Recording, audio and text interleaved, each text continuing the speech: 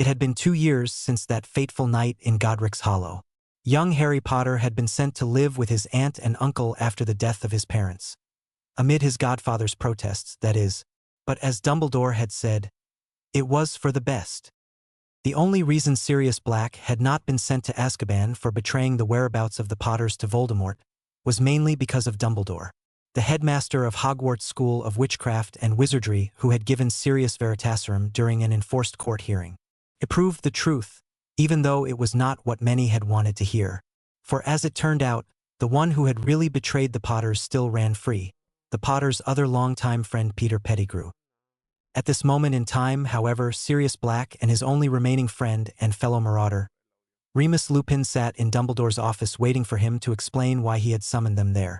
24-year-old Sirius and Remus, being James Potter's best friends, were of course the worst affected by his and Lily's death. Remus and James had been close, but Sirius and James had been like brothers, and for that reason Sirius had been dubbed godfather to James's son Harry shortly after the child's birth. Dumbledore sighed heavily as he stared at his former students. He knew he was going to be putting a lot of weight on their shoulders by asking them to do what he was going to ask them to do, but with what recently came to light, he had no other good alternative. "Sir, is there a particularly good reason for why you called us here?" Sirius inquired, slightly annoyed by the prolonged, uncomfortable silence. "I'm afraid there is, Mr. Black," Dumbledore replied gravely as his eyes came to rest on Sirius. The young man's annoyed expression changed to one of mild curiosity. "Do either of you know what it means to be an elemental wizard or witch?" Dumbledore began, deciding this was the best way to approach the subject. Sirius perplexedly shook his head no, but Remus, on the other hand, nodded. "Elemental wizards are very rare. Only 1 or 2 are born every 1,000 years," Remus stated knowledgeably. "An elemental wizard or witch," he continued, recalling what he had learned about them in 7th year, "will have much more power than any normal one. Their magical ability surpasses all others. Not only can they control certain elements, depending on their personality, but they also do not need a wand to concentrate their magic like we do, but can use one if they want." Remus finished thoughtfully, half wishing their school days of fun and learning, in his case, had never ended. Dumbledore nodded with a small smile at how much Remus had indeed studied in school. "Why do we need to know this, sir? If only 1 or 2 are born every 1,000 years, it's not likely we'll meet one," Sirius cut in matter-of-factly. "Well, Mr. Black, truth be told, it has come to my attention that one exists today." Dumbledore smiled, eyes sparkling. Sirius and Remus shared a look, then returned their gazes to Dumbledore, interest and curiosity in their eyes. "Voldemort has been after elemental power ever since his school years, and for this reason, among others, he attacked the Potter's house in search of young Mr. Potter," Dumbledore imparted with a sigh. "But why?" began Sirius, but Dumbledore continued as though he had not been interrupted. "I know, now, that this was a major reason for him. For you see, I have just recently discovered that young Harry is in fact an elemental wizard," the elderly wizard finished calmly. Took a good few seconds for these words to sink in. "Are you saying?" Remus asked incredulously. "Yes," Dumbledore replied with a nod. The message had the effect the older man had predicted. Remus looked shocked while Sirius looked angry. Justifiably so, Dumbledore knew. "And you're letting him stay with those magic-hating muggles?" Sirius yelled as he stood up. "I told you James had wanted him with me. Now look who he's with. They won't understand him. They'll blame him for things he can't control. I can just imagine the trauma that could cause a child." Sirius continued furiously. "Sir, the prophecy did say Harry would have powers no other wizard had. But if Voldemort does know, then he'll be bound to come after Harry again." Remus cut in worriedly. "Not to mention, he probably told his remaining Death Eaters of his plan, as they are still trying to find a way to resurrect him." Remus' words hit Sirius hard, and he too was struck with the worry that had been usurped by his initial anger. So much so that he sat back down looking at Dumbledore expectantly. "I know all of this. That is why I'm worried, and also why Harry will be taken out of his relatives' care immediately, for his own protection from their mistreatment as well as the dangers of Lord Voldemort," the blue-eyed headmaster stated sadly. "And mistreatment?" Both young men gasped. eyes widening as horrible thoughts of what the Dursleys might have done to their only remaining link to James Potter crossed their minds. Patience, you two. The Dursleys will receive their just reward. Do nothing foolhardy out of anger, Dumbledore told them firmly. Sirius looked like he wanted to say something, though thought better of it, and the two wizards nodded reluctantly. Where are you going to send Harry, sir? Remus asked abruptly. Dumbledore smiled, eyes sparkling once more. Well, I thought he'd be safest, well protected, and loved unconditionally, with his father's two best friends. A shocked silence followed this pronouncement as the two men stared in amazement at their former headmaster. That is, of course, if you two are willing to raise a child together, sharing the huge responsibility. Dumbledore continued, smiling, seeing as how they were at a loss for words. Sirius and Remus looked at each other, grins spreading across their faces. If not, I could always Dumbledore began again, but Sirius promptly cut him off. Of course we'll take Harry. We'd love to, he said happily, without hesitation. I thought as much, Dumbledore beamed with a chuckle, eyes still sparkling. Remus' happy expression soon faltered as a worry-filled one took over. But what about my condition? Sir, I could hurt Harry, Remus said anxiously, solemnly. The newly developed Wolfsbane potion will keep you in your right mind during your transformations, Mr. Lupin, and you may sleep in the basement of the house I have provided for the three of you in London. It is well protected with charms and enchantments. And please, you are no longer in school. Call me Albus, the older male implored. Remus smiled sheepishly, but merely Sirius grinned. When can we get him? The dog Animagus asked excitedly. First thing in the morning, after I have put my finishing touches on this new house, Dumbledore answered calmly. Sirius and Remus smiled brightly. First thing tomorrow, they echoed in unison. Chapter 2, Pronkslet. -8888888888888888888888. What if he doesn't like me, Moony? Sirius asked his friend uncertainly, speaking up for the first time since the two had apparat to Privet Dr. He's Prong's son, Padfoot. Of course he'll like you. Remus reassured him as they walked up the walkway of number 4. Sirius gulped nervously and nodded, hoping this was going to be another of those times where Remus was right. Merlin knew the bloke was rarely if ever wrong, most of the time to Sirius' annoyance. Sighing, Remus reached out and rang the doorbell. Pounding, running, slamming, and angry shouts of, "Get in there, boy!"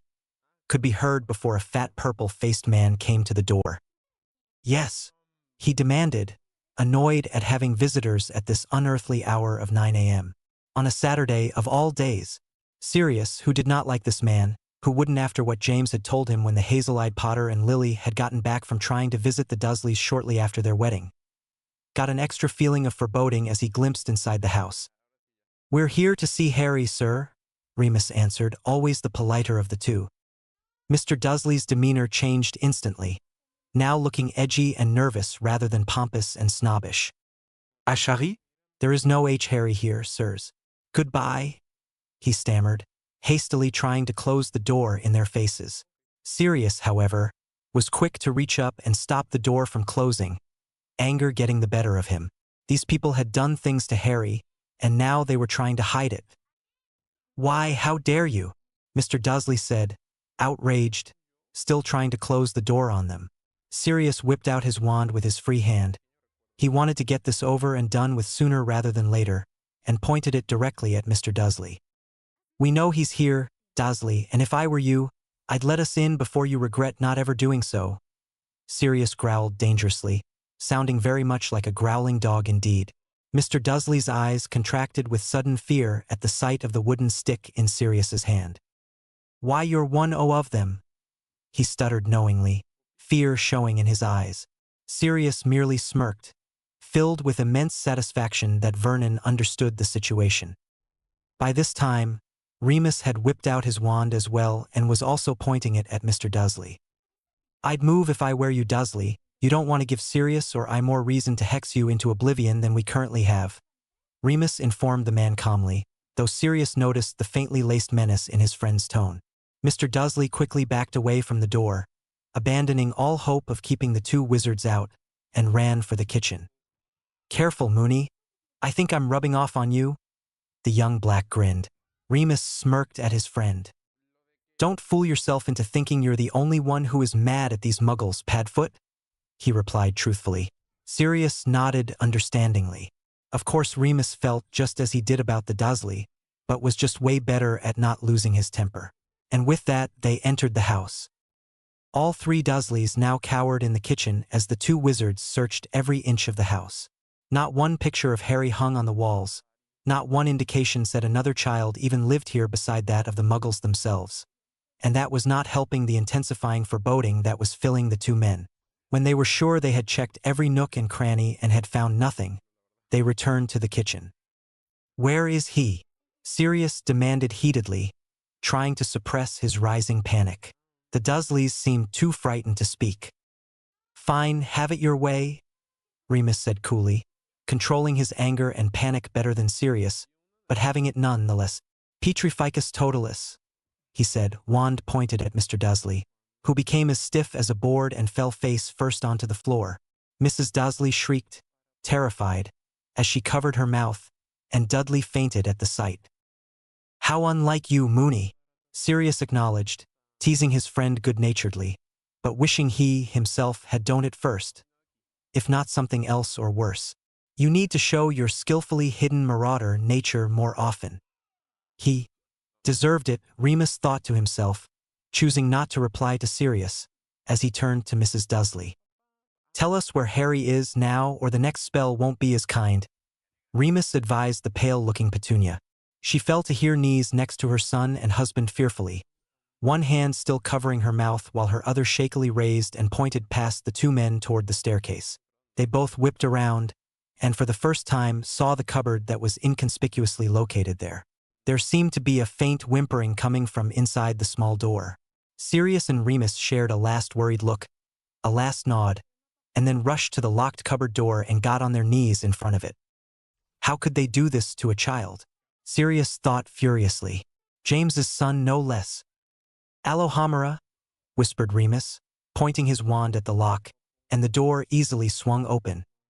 There sat, arms around his knees, holding them to his chest, face buried in them, sobbing silently, was none other than Harry James Potter. To say the least, Sirius and Remus were thunderstruck at the sight. The boy wore torn clothes, and had innumerable large and small bruises, cuts and scrapes, from what they could see of the top of his head. He had raven-black hair that was extremely untied. If it was not for him being so young, they could easily have mistaken him for James Potter. The boy and his father would have been like twins if James were still alive. Harry was practically his father's clone. Their chests tightened at the thought of their late friend and how this boy was going to be a constant reminder of him to them from now on. A comforting yet frightening thought at the same time. But this was the last connection to James they had, and they were not going to lose him. It was more than a little clear that Harry had been severely mistreated. It was all too easy to tell. A hatred rose in the two friends that they had not had since Peter Pettigrew escaped, but it was quickly overcome by the worry they had for their new charge. His welfare was what they needed to think of first, and they both knew that. "Harry," Sirius spoke gently, stretching out a hand to touch the boy. The raven-haired child's head shot up at being addressed. Eyes clouded by tears tried to find the source of the voice that he had never heard before, but landed first on the scary hand that was inching ever closer. Immediately, as though he had been hit, he recoiled from the 24-year-old's touch. The two men then realized that the boy's tear-stained face and bright green eyes, shining with tears, were fearful. "What did these muggles do to you?" they both thought to themselves. Absent-mindedly, though, they did notice the one thing of James's Harry did not have, the hazel eyes that always had a glint of mischief in them. He did not have the hazel eyes of his father, but the emerald eyes of his mother, Lily Potter. "It's all right, Harry. We aren't here to hurt you," Sirius murmured soothingly. This did absolutely nothing to untense Harry. On the contrary, he tensed all the more, as though expecting a harder blow than he had expected previously. "The Dursleys won't hurt you ever again, Harry. We're going to take you away from here," Remus said gently. Harry's looked at them incredulously. No one had ever spoken to him so softly before, well, only in his dreams. He wanted desperately to believe them. They seemed so nice. But no one was ever truly nice to him. He was a freak, and it was only a matter of time before these men realized it and did the same to him that Uncle Vernon had. How could these men honestly be here to rescue him? It was not believable. Who all why you? Harry inquired, apprehension and fear evident in his young voice, as he slowly, close to reluctantly, released his knees. I'm Sirius Black, and this here is my good friend Remus Lupin. We were close friends with your parents, Sirius explained, smiling warmly. Happy Harry was at least talking to them, albeit fearfully. Were they really fweens with my mummy and daddy? Harry thought curiously.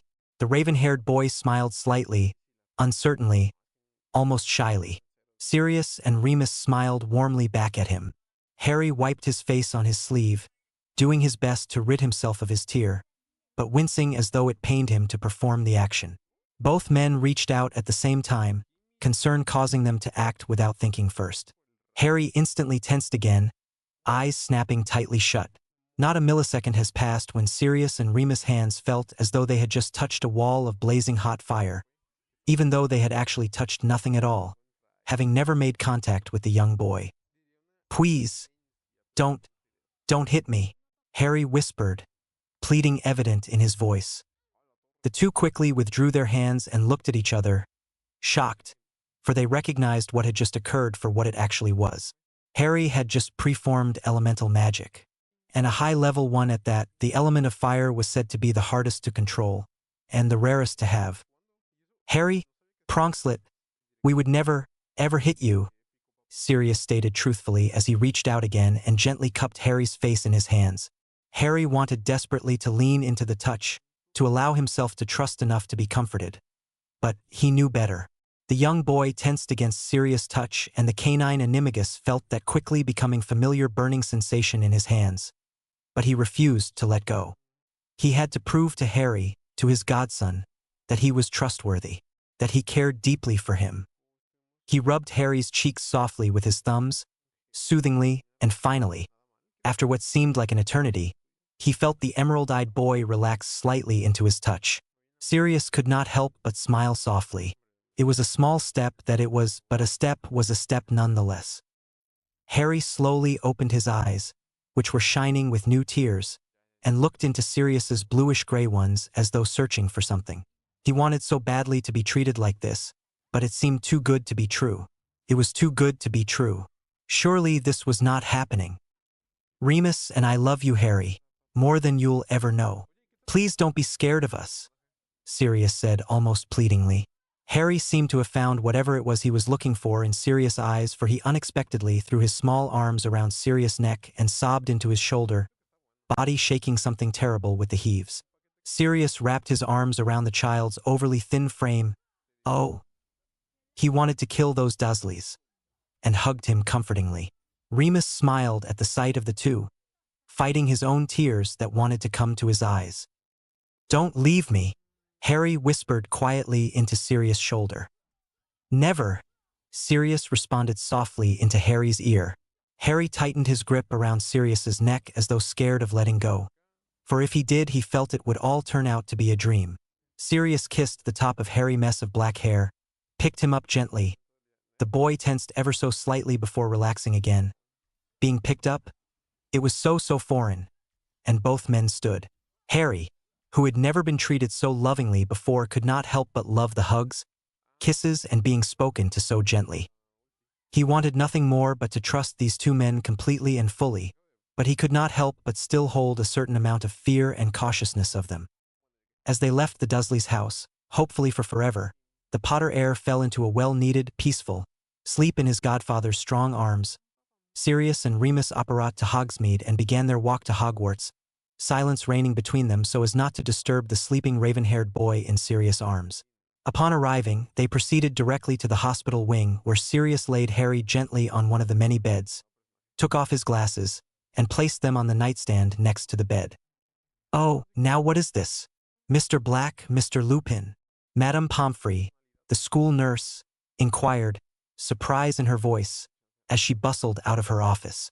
Sirius sat down in a chair right next to his godson's selected bed and brushed the boy's bangs out of his eyes affectionately, inadvertently revealing a little of his lightning-shaped scar. You look so peaceful and relaxed when you're sleeping. How long has it been since you've been able to sleep this calmly? The black sheep of the Black family thought to himself as he gazed at Harry's young and angelic-like face, hardly noticing Pomfrey. Remus, who was standing, answered, "Harry here is not doing so well, Poppy, and we had hoped you could help him." "Ah, chérie? Harry Potter?" she asked in amazement as she reached the foot of the child's bed and looked down at his sleeping form. "Yes, ma'am," Remus confirmed. Madame Pomfrey nodded once, going into healer mode, and quickly took out her wand and waved it over the boy. Yes, malnourishment. Many bruises, my lord. Cuts, scrapes, a cracked rib, dislocated shoulder, and a sprained ankle. My, who would do this to a child?" She mused as she looked at the readings her wand was giving her by the different colors it was changing. "You got all that just by waving your wand over him and some colors?" Sirius inquired, astonished, looking up at her when he realized she was taking her wand out. "It is a healer's wand, dear, very different from yours," she voiced absent-mindedly as she continued to look at her readings. "You will be able to heal him, won't you?" Remus asked, concern evident in his tone. "Of course I will, but it will take time to heal everything. Some of the things I can do right now, like a healing potion for his shoulder, rib, and ankle, for instance, and of course nourishment potions. He'll need many of those over these next few days. And I will also provide you with a salve to apply to his bruises for the rest of the week, until they heal completely. It will sting him, though, but it is the only way," she acknowledged with a hint of sadness. Sirius and Remus nodded understandingly. She waved her wand over Harry again, muttering a few well-chosen words, and his cuts and scrapes closed and healed instantly. With that, she went to her office and brought back 2 potions, a lime-colored one and light bluish one. "You'll have to wake him," she stated seriously, leaving no room for argument. Sirius nodded sadly and tenderly put a hand on Harry's shoulder, making sure that it was not the dislocated one. Pronkslet, wake up, kiddo," Sirius said softly, not wanting Harry to wake up frightened. "You can leave the potions with us, we'll give them to him," Remus whispered to Madame Pomfrey, knowing that seeing a new stranger might scare the boy. She nodded reluctantly, handed Remus the potions, knowing he knew what he was doing, and left just as Harry sleepily opened his eyes. Blinking a few times and bringing his hands up to rub the sleep out of his eyes, wincing slightly at the action, the world came into a blurry view for one Harry Potter.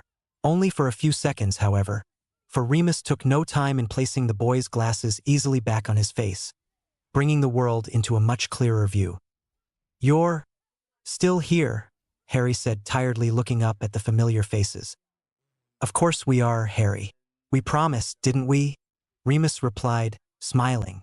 Harry smiled sheepishly back, before he moved to sit upright, cross-legged, resting his hands on his knees. "Where are we?" the young boy asked warily, not wanting to ask too much. Uncle Vernon had always hated being asked questions, as he looked around the room. "Hogwarts School of Witchcraft and Wizardry, Harry. In the hospital wing, to be exact," Remus explained. "A magic school?" Harry inquired, disbelief in his voice. "Yes, a magic school, Pronkslet. Remus, your dad, and I all attended here. Not to mention your mum." Sirius grinned proudly. "Mummy and Daddy could do magic?" Harry asked intently, unable to restrain himself. "Yep, a witch and wizard, just like us," Remus admitted. "Me too," Harry asked, eyes shining hopefully. "Something rare indeed." "Of course you too, Pronkslet," Sirius assured with a laugh. Harry looked like he wanted to smile. His lips had twitched somewhat upwards, before a thoughtful look overtook his youthful features for a few seconds. A slight frown formed on his lips and he looked down at his hands, bringing them together in his lap. "Uncle Vernon says magic isn't real and that you'll be a freak if you do it," Harry murmured sadly as he nervously twiddled his thumbs. They were going to hate him now, he was sure. But, to his surprise, he felt one of the men lift his chin to look directly into their bluish-gray eyes. Magic is as real as you and me, Pronkslet, and in no way are you a freak for doing it. We're special and unique, and don't you ever let anyone tell you otherwise. Especially if it was that sorry excuse of a man Dursley, Sirius said forcefully, desiring for Harry to understand, but with a certain amount of gentleness, nonetheless. Harry smiled slightly and nodded. Could you do some? Harry asked tentatively. What? Magic? Sirius replied as he stood up. Harry nodded vigorously, his emerald eyes alight with excitement. Easy. Sirius grinned like a child as he took out his wand. Accio potions, he said, and the 2 potions in Remus' hand flew smoothly into Sirius. Wow, Harry whispered in awe. You'll learn too, Harry. You'll come here when you're 11, to study magic, with your own wand and everything. Remus smiled. Harry smiled up at them and both smiled warmly back. Am I coming to live with you? Harry asked abruptly, looking worried all of a sudden. The last thing he wanted was to go back to the Dursleys now. If he were to go back after having left. Oh, he did not want to think about that. That you are, Pronkslet, Sirius declared, grinning happily. Do they really want me? Harry thought doubtfully, though a sense of enormous relief filled him at hearing Sirius' words nonetheless. Well, what would I call you? Harry asked, shifting nervously. Well, James used to call me Padfoot and Remus Mooney, Sirius contemplated thoughtfully. Och, Harry murmured softly with a small smile. Padfoot and Mooney, he mentally tested the names. Funny names, but he liked them very much. We used to call James Prongs, hence the nickname Padfoot. Here, gave you, Remus informed the young boy, who let the first true smile he'd had in a very long time creep onto his face as he leaned against his headboard tiredly. Now then, here you go, Pronkslet. Drink these, Sirius instructed, uncorking the potions and handing them to Harry. The boy immediately did as he was told, not wanting to give Padfoot or Mooney any reason to think he was not thankful. Like Uncle Vernon always said, the potions quickly went into effect, leaving Harry with a relieved countenance. Feeling better? Remus inquired. What better? Harry yawned, amazed. How dash? Magic, Harry, Remus said simply, and Sirius nodded. I think I'm going to wike magic, Harry replied sleepily as he laid back down. Thank you, Padfoot Mooney, the young child mumbled before sleep finally overtook him. No, thank you, kiddo, Sirius whispered softly as he ruffled Harry's hair affectionately and covered him up with his blanket. Harry smiled contentedly in his sleep and slept on. Sirius and Remus reluctantly left Harry in the hospital wing to trudge up to Dumbledore's office. The aging headmaster had once again summoned them, and they were once again sitting across from him in his spacious office. I hear from Cornelius that the accidental magic reversal squad was sent to number 4 Privet Drive this morning in order to unpetrify a certain Vernon Dursley, Dumbledore said amusedly as he looked at Sirius, who sighed resignedly and sat back in his chair. Don't look at me, Albus. I, contrary to what would be the popular belief, laid hand nor wand on those wretched muggles, Sirius stated matter-of-factly. Surprised, Dumbledore's gaze turned to Remus, who smiled slightly. Well, this is unexpected, but I believe you had good reason, did you not, Remus? Truth be told, I would have been very surprised had neither of you done nothing to the Dursleys, Dumbledore stated truthfully. Even after you specifically told us not to? Remus asked, taken aback. Well, when have the marauders ever not gone against what I say? Dumbledore inquired, eyes sparkling. I thought it had to be written in your bylaws somewhere. Sirius and Remus couldn't help but grin sheepishly. But enough about that. Let us get on with what I called you here for, Dumbledore continued, still smiling. I spoke with Cornelius this morning, as you well know by now, and have convinced him the best place for Harry to be at this time is with you two. He was, of course, hesitant to the idea, but once he was informed of the truth about how the Dursleys treated young Mr. Potter, and heard Mrs. Figg's account, he quickly agreed. Dumbledore finished. Mrs. Figg's account? Sirius repeated, confusedly. Yes, Mrs. Figg is an old friend of mine who happens to be a squib. She lived in the area, so I asked her if she would keep an eye on young Mr. Potter for me, sending me reports from time to time. It was she who informed me of Mr. Potter's mistreatment. How would she know? Remus inquired, genuinely curious. The Dursleys would leave Harry with her whenever they went out of the house, and she was able to see his cuts and bruises firsthand. She knew, even though the Dursleys lied to cover it up, that Harry was being abused under their care. They hadn't even bought the boy a pair of glasses, even though it was obvious that he was hard of seeing properly. She ended up buying him a Muggle store-brand pair herself, and insisted that the Dursleys let him keep them, which they eventually did, tired of her persisting. Sirius' knuckles were white from how tightly he had formed his hands into fists, anger flaring in his eyes, never good at hiding his emotions. Remus' amber eyes had flashed once while Dumbledore spoke, but he was much better at keeping himself under control. But Harry is now under your care, and I'm hoping that together you will be able to bring down the wall Harry has undoubtedly built around himself, thanks to the life he has lived. Again, Cornelius has been informed of all this, and also believes the best place for Harry is with the both of you. Even with my lycanthropy? Remus asked softly. He was worried about that, but I assured him you would be under the influence of the Wolfsbane potion and would in no way or form harm Harry, Dumbledore reassured. Remus smiled gratefully. The Dursleys have agreed to freely give the custody of Harry to you both on the condition that they are not harmed by either of you and are not put on trial for the case, Dumbledore stated cautiously, not wanting to arouse an extra bout of anger at this moment in time. Sirius growled slightly but bit his tongue against saying anything. Are you saying they aren't going to pay? Remus asked, unable to control the hint of annoyance that found its way into his tone. As of yet, no, they will not pay for their crime. But do not think that they never will, Dumbledore said seriously. No doubt their punishment will come in due time. But, on a different note, the elderly wizard began going through the many papers that littered his desk. Here is, he continued as he still rifled through them. Aha! The wizarding custody papers. He revealed what he had been searching for as he pulled out the official document. Sirius and Remus' solemn expressions changed rapidly. All you have to do to finalize all this is to sign right here at the bottom. Both of you, Dumbledore confirmed, eyes sparkling once more, as he placed the official paper in front of them. Both men happily signed their names. They were going to give Harry the treatment and love he deserved. The two swore this to themselves. He's ours, Sirius questioned, gleefully looking at the paper. All thought of the Dursleys leaving his mind for the time being. All yours unless you are proven unfit, which I highly doubt, Dumbledore affirmed, smiling warmly at the both of them. Both men nodded happily. As you well know, Harry's parents left him a good deal of money for anything the boy might need. Dumbledore began, but Sirius quickly cut him off. We can use my money.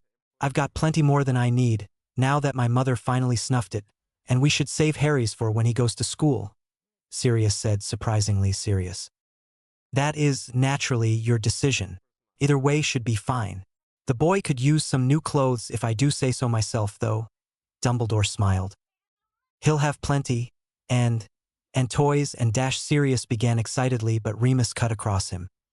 Of course, I'll make sure Sirius here doesn't spoil the boy rotten, he proclaimed good-naturedly. Sirius glared playfully at his friend and glomped him on the head. I'm sure you'll both work out a balance. Now all of your stuff has been sent to your new house. It is in a nice little town near London that is not highly populated, and has many trees. It is a Muggle town, as I believe having Harry in a wizarding town at this time could be a danger to him. Many Death Eaters are still at large and are still searching for him. After all, Dumbledore explained. Both men nodded understandingly. As we have yet to know what element or elements Harry controls, you should not overreact if you see anything that is classified as odd, even in magic terms. The last thing we need is for Harry to become scared of his gift, the headmaster said earnestly. Sirius and Remus shared a serious look. We're pretty sure, sir, that one of Harry's elements is fire, Remus informed. Fire, Dumbledore repeated pensively. Yes, I can see that. One of the hardest to control, though, for it is controlled mainly by emotions.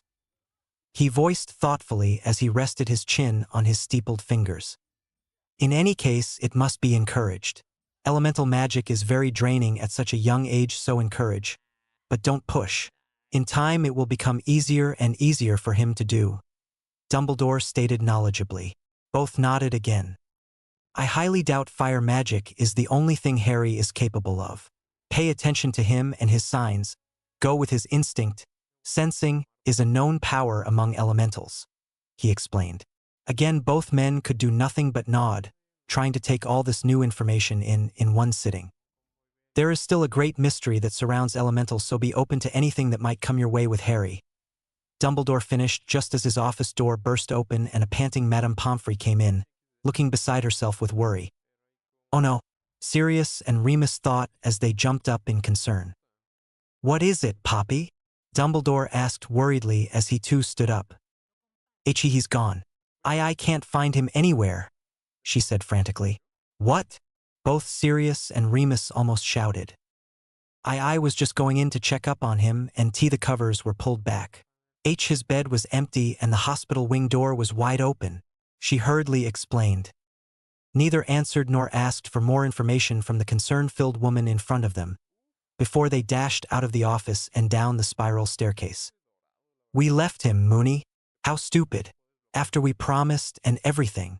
Sirius rambled worriedly as they ran down the hall, looking in every room on the floor, but finding nothing. Do you think he really believes that we actually left him? Remus asked, perturbed, vainly hoping Harry had only decided to go for a nice walk around the castle, as they came to a stop in the entrance hall. He's 3, Remus, and he hasn't exactly lived the most trust-filled life. We promised and we left, he wakes up and we're gone. What would you think? Sirius's reply came sharper than he had intended for it to. Remus actually flinched slightly. Look, I'm sorry, Moony. I shouldn't have said it like that. It's just... No, it's all right. You're right. We made him a promise and he woke up to find us gone. Come on, let's keep looking. We've got to explain to him. They checked all of the floors in the castle, including all the secret passageways that only they knew about, but still found nothing. As they returned to the entrance hall for a second time, they ran into Dumbledore, McGonagall, and Madame Pomfrey. Nothing? Remus questioned, hopeful that he might be wrong. They all solemnly shook their heads no. If anything happens to that boy, I'll never forgive myself, Sirius thought as he mentally hit himself. How could I be so dense? -88888888888888888.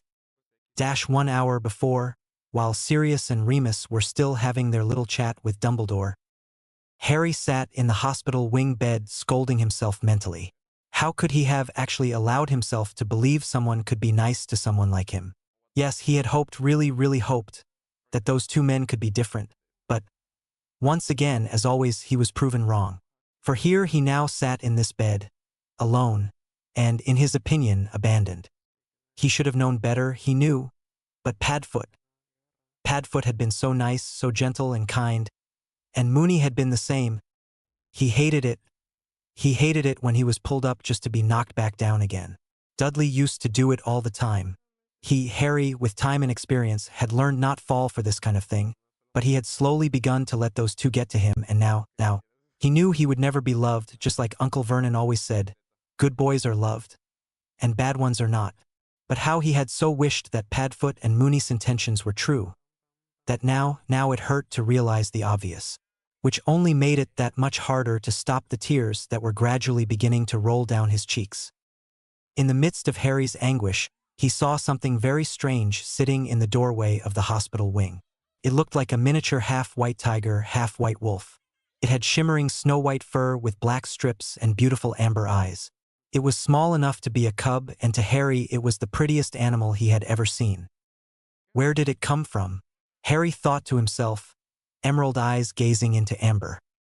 Placing his attention on this odd creature, Harry wiped away the few tears that had found their way onto his face, pulled the blankets off him, and got down off the bed. He had always been fond of animals. They, to his knowledge, had never hurt or betrayed anyone. He had always sensed honesty and goodness around them, unlike Uncle Vernon. Now that I think about it, Harry reasoned as he crept slowly around his bed toward the creature.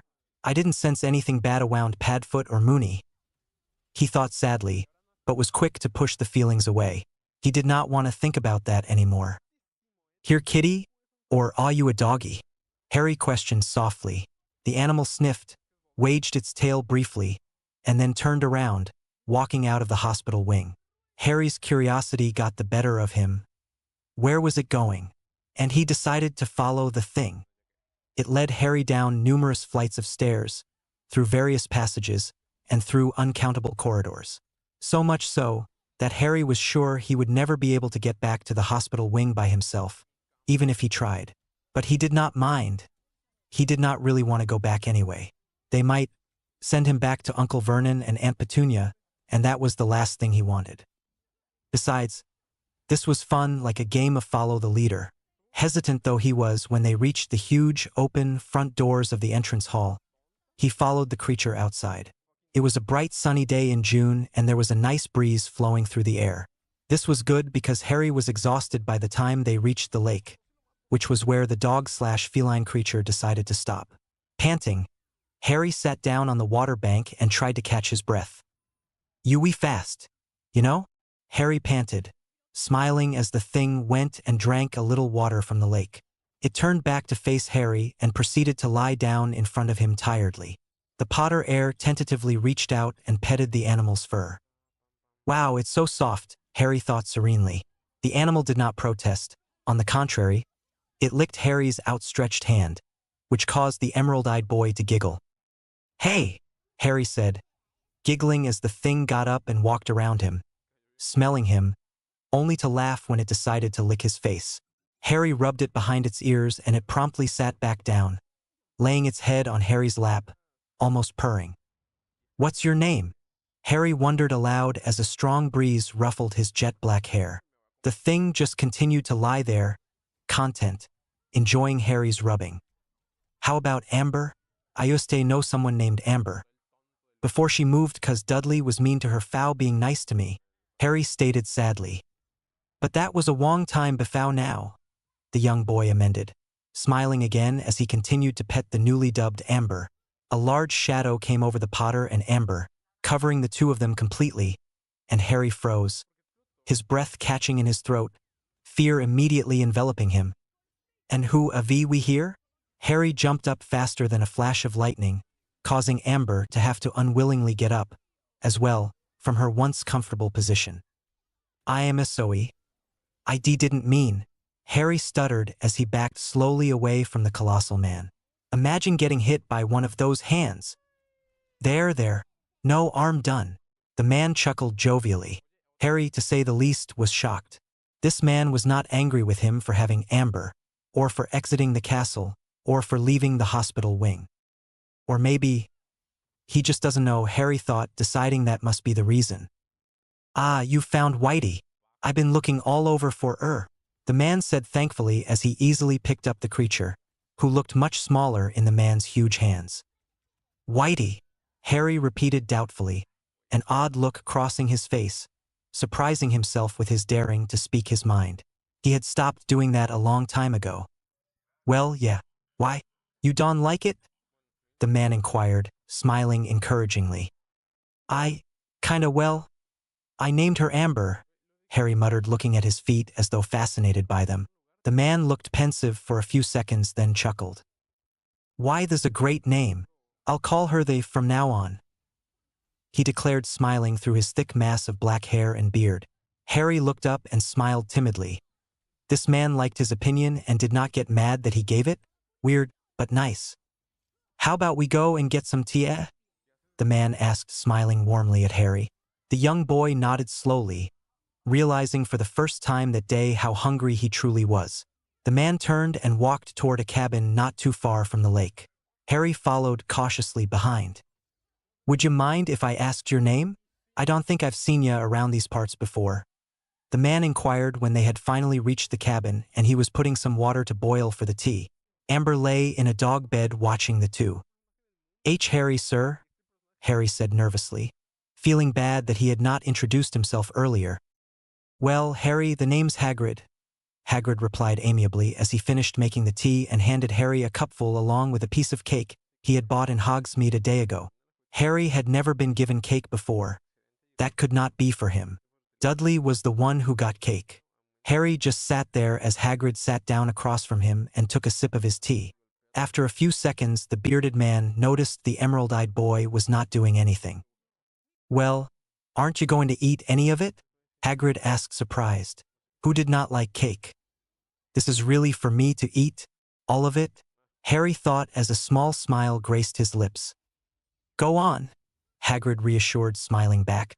Harry did as he was told, like he always did, and sipped his tea and ate his piece of cake as Hagrid did the same across from him. Although Harry did so much slower than Hagrid did, savoring every taste.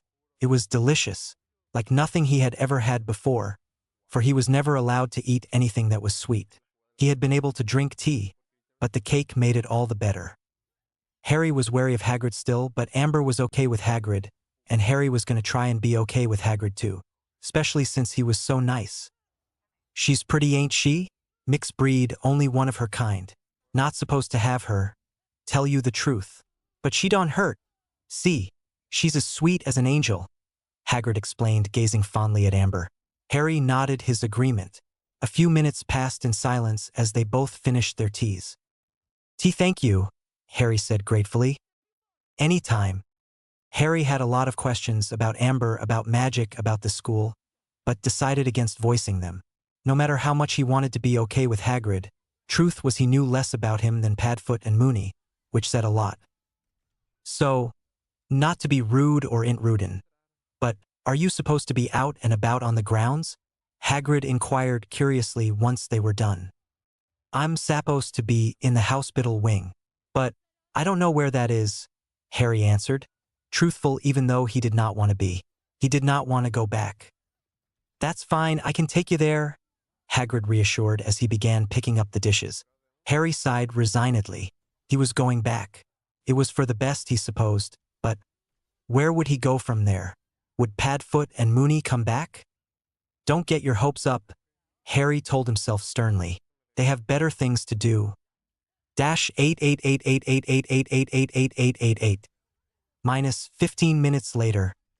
Hagrid had let Harry say his goodbyes to Amber, and had then proceeded to walk the curiously sad boy back to the castle and up to the hospital wing. Hagrid had instructed Harry to lie back down and to try to rest. And after doing so, Harry's long day quickly caught up with him and sleep claimed him before Hagrid had even reached the doorway. -8888888888888. "Hagrid!" Dumbledore greeted as the giant man reached the entrance hall where Sirius, Remus, McGonagall, and Pomfrey now irresolutely stood. "Hello, Professors Sirius, Remus, Poppy," Hagrid replied with a nod as he reached them, barely noticing the grave looks on their faces. "Might I ask where you were?" Dumbledore inquired politely, as only he seemed capable of speech. "Oh, I was just in the hospital wing, returning one of Poppy's getaways, sir," Hagrid answered, smiling, oblivious to the state they all believed they were in. There was a stunned silence before Sirius and Remus dashed up the many flights of stairs toward the hospital wing. "That's very good to hear, Hagrid," Dumbledore said, smiling in a relieved and amused way, eyes sparkling once more. Madame Pomfrey quickly followed after the worried men, toward her patient, leaving McGonagall and Dumbledore to deal with Hagrid. "Albus, Hagrid," McGonagall said, looking a great deal calmer, turned, and proceeded back to her office, hoping beyond hope that this did not happen again. Could not be good for her blood pressure. "Am I missing something here, sir?" Hagrid asked confusedly. "Ah, Hagrid," Dumbledore sighed, patting the man's arm apologetically. "Come, we have much to discuss," he stated tiredly as he led a bewildered Hagrid to his office. Hagrid had not told them whether Harry was all right or not. But then again, they had not stuck around after hearing the news to actually ask. So to say that Sirius and Remus were relieved to see Harry alive and well in the hospital wing would be the understatement of the century. Sirius wanted to wake him and apologize profusely the moment he reached the raven-haired boy's bedside, but thought better of it. He should probably get some sleep, he told himself. Madame Pomfrey was in there about 15 seconds after them and was at the foot of the bed in a flash. They both looked at her as she quickly took out her wand and waved it over Harry for the third time. "Thank goodness," she sighed after an unnerving silence. "Everything but the bruises and the malnourishment seem normal. He can take another nourishment potion in the morning, and I'll send some with you when you leave, as well as the salve for Harry's bruises. He most likely would rather a familiar person do it than me," she told them with a sad smile. Remus nodded, knowing it to be true. "When can he leave?" Sirius asked curiously. "Tomorrow, most likely," she answered, pondering slightly, before returning to her office. Sirius and Remus slipped into chairs on either side of Harry. "He's okay," Sirius sighed, more than extremely relieved. "Physically, anyway," Remus interjected. Sirius nodded sadly. After that, both men fell silent, absorbed in their thoughts. For there was a lot to be thinking about, but most important was that of how to regain what little of Harry's trust they had initially had. How long they watched Harry sleep, neither knew. But it was not long until they fell into an uneasy sleep themselves. The exhaustion of the day's events, especially the running about the castle, had finally gotten to them. -888888888888888. When Harry awoke, it was very dark. He was used to the dark, however, and would have been fine with it, if it was not for the fact that there was breathing on either side of him, alerting him to the presence of people in the room. He knew he was not supposed to, that Uncle Vernon had forbidden him from ever doing anything of the sort, and that if he were to be caught, he would most likely regret it greatly. But Uncle Vernon was not here, and he did need to be able to see who was there. So he sat up quietly, cross-legged, brought his hands together softly in front of him, and then cupped them, revealing a small flame born from his hands. Harry smiled to himself softly as it lit up half of the hospital wing, but gasped with surprise at seeing who exactly was sitting, asleep on both sides of him. The fire was quickly extinguished, plunging the room into darkness again. Padfoot and Moony. They came back, Harry thought as his mind reeled with thoughts. Have they really come back, found me? Maybe I was wrong and they didn't leave. They just had to use the potty or something, Harry thought hopefully. Or maybe they were just here to tell me they've changed their minds and want to send me back, Harry thought anxiously, balling up his blankets in his small fists. His mind jumped back and forth with good reasons why they could be there and bad reasons why they could be there. Had he been wrong or had he been right? He had mixed feelings and was extremely confused. But before Harry had more time to ponder on it, Sirius began to stir. -8888888888888. Sirius did not know what woke him, but he half wished it had not. He had been having a good dream about old times with James and Remus at school. But nonetheless it could not be helped, and here he was. The black blearily opened his eyes, just to be greeted immediately by darkness. Rubbing the sleep from his bluish-gray eyes, he vaguely wondered how long he had been out. Desiring to check up on Harry, he took out his wand and tiredly muttered, "Lumos." The little area around him lit up as his wand's tip ignited. Moony's out cold by the looks of it, and Harry's up, Sirius thought casually, as he was still not fully awake. Wait, what? Sirius thought, surprised, almost saying it out loud. He quickly sat up straighter in his chair, fully awake now, and gazed at Harry, who, at the moment, was eyeing him warily, almost as if frightened. Sirius instantly felt a pang of guilt for leaving Harry alone yesterday, and, by the look in his godson's emerald eyes, how it had affected him. He knew that by unintentionally breaking their promise, Remus and he had loosened considerably the already extremely loose thread of trust Harry had had in them. But Sirius desperately hoped that Harry's trust in them had not been severed, and that maybe with work, they could fix it completely. "Hey, Pronkslet," Sirius greeted softly, choosing his words carefully. "I'm really glad you came back, kiddo," he admitted truthfully, smiling somewhat. It seemed that had not been what Harry had been expecting Sirius to say, for he looked surprised. You are?" Harry questioned disbelievingly. "Of course. We were going crazy looking for you. You have no idea how worried we were. We thought we'd lost you," said Sirius, sadness in his tone. You not mad?" Harry asked, amazed. "Why would I be?" Sirius answered, smiling. "Well, I left. Harry stated, wondering how Sirius could not be mad about something like that. And you had a very good reason, Pronkslet. We had needed to talk with somebody and you were asleep. We didn't think it would be nice to wake you up, so we just left and thought we'd get back before you awoke. Obviously, what we should have done was tell you. That way it wouldn't seem like we had broken our promise of not leaving. Because we would never do that to you, Sirius explained sincerely, willing Harry to believe him. Harry looked deep in thought as though different feelings were conflicting with each other. Then he looked back up at Sirius. You didn't mean to break your promise? Harry repeated softly, hope shining in his eyes. No, and I'm so sorry, Pronkslet, if you thought we did, Sirius replied honestly. Harry smiled.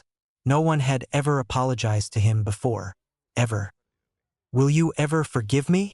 Sirius asked, wondering anxiously if Harry would.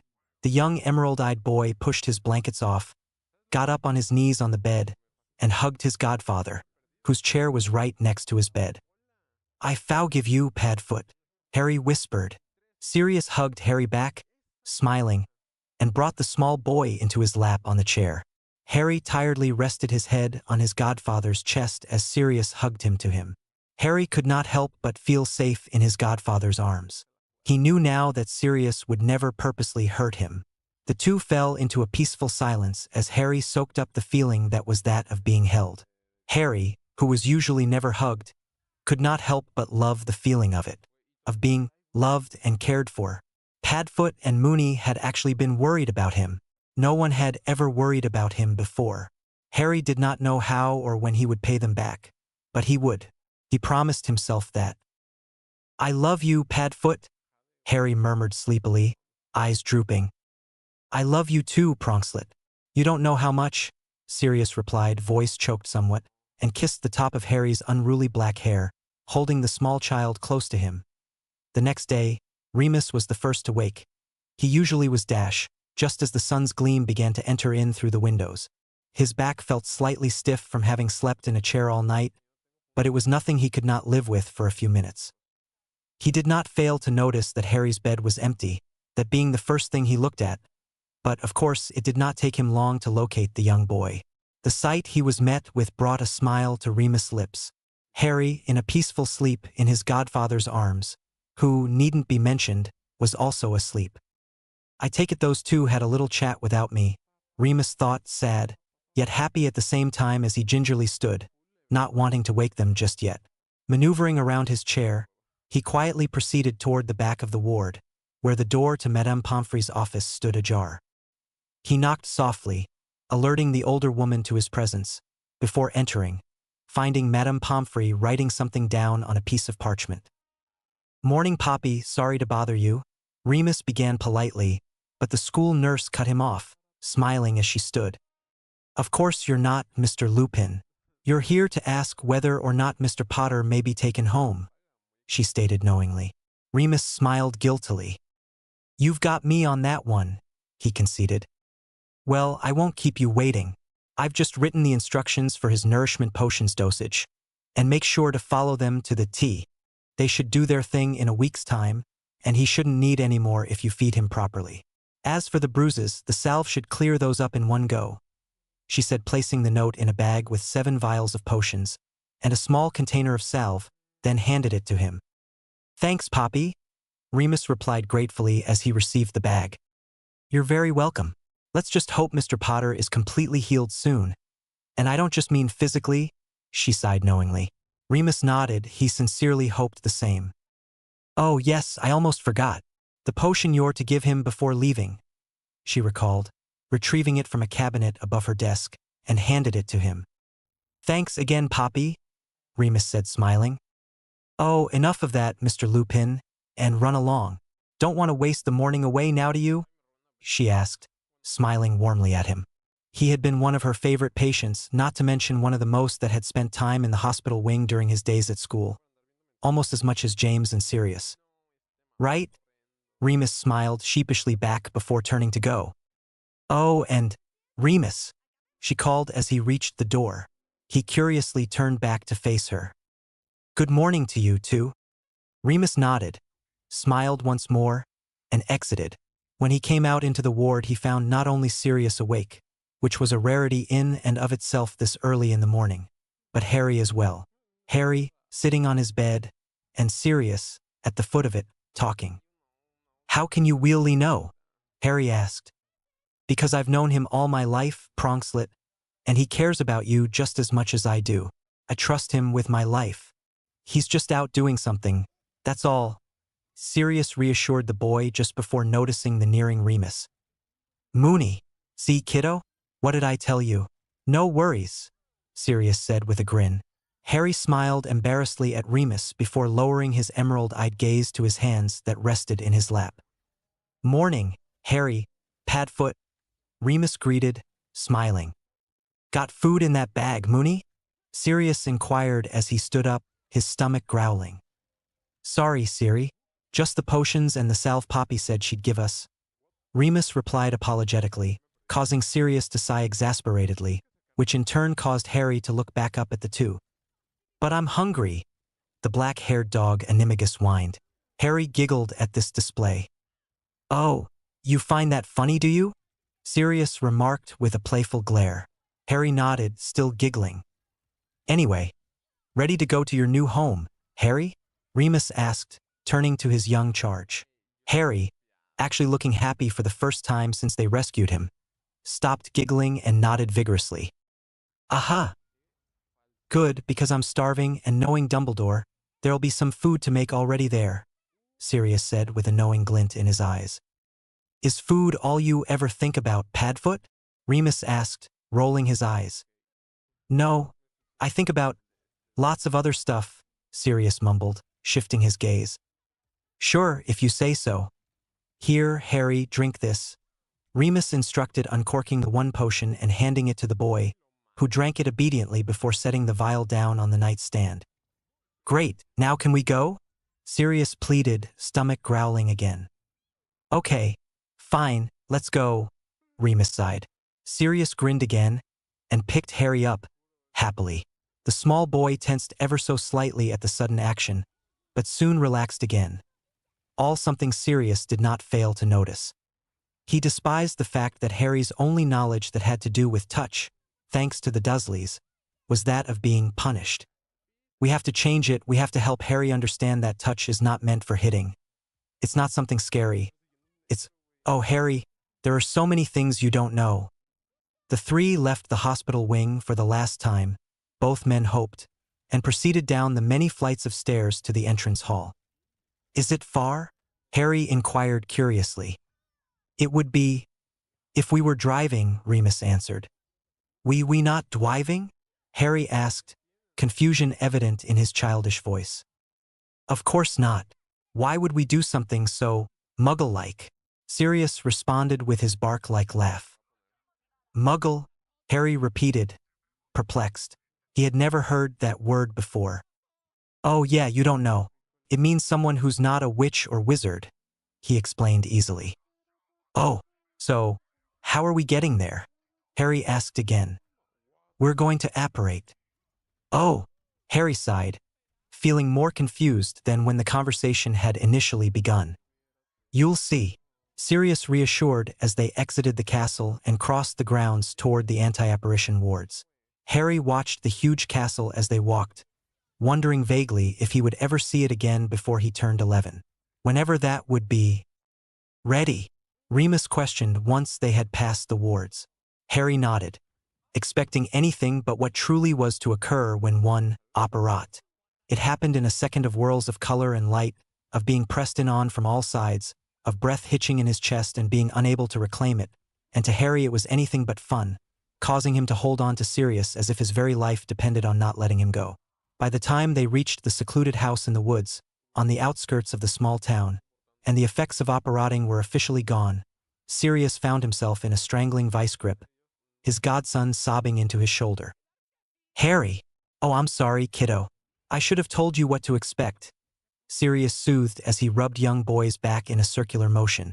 After a few minutes, Harry began to calm, sniffling here and there, and to Sirius's delight, the raven-haired child gradually released him of the vice grip that had been threatening to choke him to death. "You okay?" Sirius inquired gently. Harry nodded slowly. "Yeah, I'm okay. he said, sniffling still. Remus and Sirius smiled reassuringly at him. Want some good news? Remus asked, grinning. What? We're here. And the first true smile graced Harry's innocent face as he looked upon, for the first time, the place he would now call home. One step inside the house, and they could tell it was Dumbledore who had set it up. It was spick and span, fully furnished. The front door led to a spacious living room with a sofa on one side, a recliner on the other, and a rectangular coffee table in between. On the far left side was the fireplace along with a Muggle television in the bottom left corner of the room. On the far right was an open doorway that led to the decently sized kitchen. Said kitchen came complete with a square table and all the Muggle appliances, including a refrigerator which was charmed to refill itself with whatever was needed by the opener, compliments of the headmaster. He did often tend to go a little overboard. Stove, oven, microwave, coffee maker, and sink. On the north right of the living room was a staircase that led upstairs to 3 bedrooms and a full bath. Behind the stairs was the door that led down to the basement. Wow! Harry sighed in awe as Sirius gently put him down on the living room floor. You can say that again, Sirius agreed, eyes wandering. Wow! Harry offered, which earned him chuckles from his 2 guardians. Even though he, himself, did not understand why. But it did help him to feel more at ease, that's for sure. Can we see the rest? Harry asked, only a slight timidity noticeable in his voice, for he was beginning to see that these two, very much unlike Uncle Vernon, did not mind being asked questions. Sure, Harry, Remus replied kindly, offering his hand to the small boy. Harry uncertainly took it, comforted by the simple gesture, and allowed Remus to lead him through the basement, kitchen, and then finally the second-floor landing. All the while Sirius following behind the two, smiling at Harry's every reaction to the small tour. You go look and pick whichever one you want, Remus whispered softly as he bent down to Harry's level, released the small hand he had had in his own larger one, and nodded toward the rooms down the hall.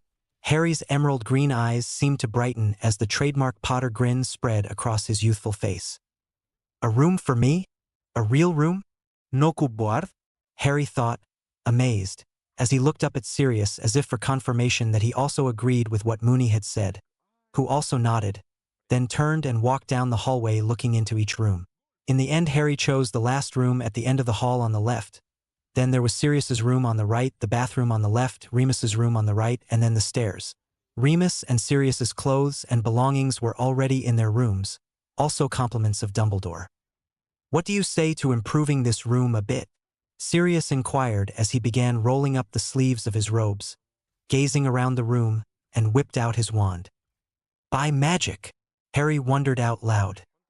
The room was not big, per se, but it was not small either. It had a full-sized bed, the headboard against the opposite wall from the door, underneath a decently sized window that presented a wonderful view of the woodland that surrounded their house, a nightstand on the left-hand side of the bed, complete with lamp, a dresser against the right side wall, the closet door on the left side wall, a desk to the left of the door, and a trash bin to the right of it. Course. Now let's see, Sirius said contemplatively, before waving his wand once and changed the room's color to the traditional red and gold Gryffindor colors, gold being the main coated background, with little red lions scattered over it, moving about and opening their mouths in a silent roar. Harry gasped in surprise. He knew magic existed by now, but he was still not entirely used to it being done with a wand, and done so incredibly. Sirius waved his wand again, changing the plain bed sheets to Quidditch ones, representing the Gryffindor Quidditch team, covered in brooms, quaffles, golden snitches, and bludgers. How's that? Sirius asked with a grin. It's wow, Harry said breathlessly, unable to stop the smile that was tugging at his lips as he soaked it all in. Couldn't be anything less if it was done by the one and only me, Sirius stated portentously. Remus rolled his eyes. You've really got to learn to grow up, Padfoot, Remus commented, shaking his head. What would be the fun in that? Sirius countered, smirking. I'm going to go make breakfast, Remus sighed, ignoring his friend, before he exited the room. About time, I'm starving, Sirius called after him. I never said I was going to make your breakfast. I'm making Harry's, Remus called back. Sirius opened his mouth to retort, but thought better of it.